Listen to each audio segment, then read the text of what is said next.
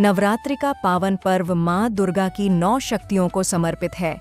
इनमें से प्रत्येक दिन अलग अलग स्वरूप की पूजा की जाती है। नवरात्रि के पहले दिन की पूजा होती है माता शैलपुत्री की। आइए सुनते हैं माता शैलपुत्री की दिव्य कथा। मुख्य कथा। माता शैलपुत्री का पूर्व जन्म सती के रूप में हुआ था। सती प्रजापति दक्ष की कन्या और भगवान शिव की अर्धांगिनी थीं। सती भगवान शिव की परम भक्त थीं, लेकिन उनके पिता दक्ष शिवजी को अपना दामाद स्वीकार नहीं करते थे। एक बार राजा दक्ष ने एक विशाल यज्ञ का आयोजन किया।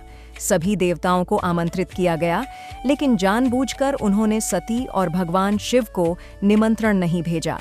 सती इस उपेक्षा को सह न सकीं और बिना बुलाए ही यज्ञ में पहुंच गईं।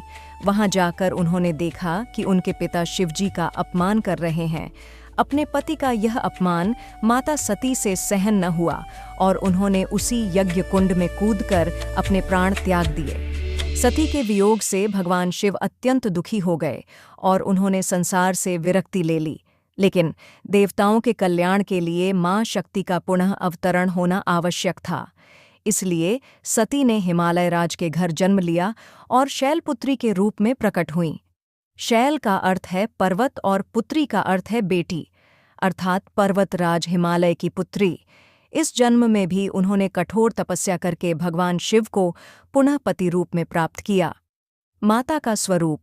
माता शैलपुत्री का वाहन है नंदी बैल। उनके दाहिने हाथ में है त्रिशूल, जो पराक्रम का प्रतीक है, और बाएं हाथ में है कमल पुष्प, जो शुद्धता और भक्ति का प्रतीक है। मां शैलपुत्री का स्वरूप शक्ति, संयम और भक्ति का अद्भुत संगम है। पूजा का महत्व। नवरात्रि के पहले दिन माता शैलपुत्री की पूजा करने से मन, वचन और कर्म शुद्ध होते हैं। भक्तों को साहस, आत्मविश्वास और आध्यात्मिक शक्ति प्राप्त होती है। मां शैलपुत्री साधक को आध्यात्मिक मार्ग पर अग्रसर करती हैं और उसके जीवन की बाधाएं दूर करती हैं। समापन भक्तिभाव।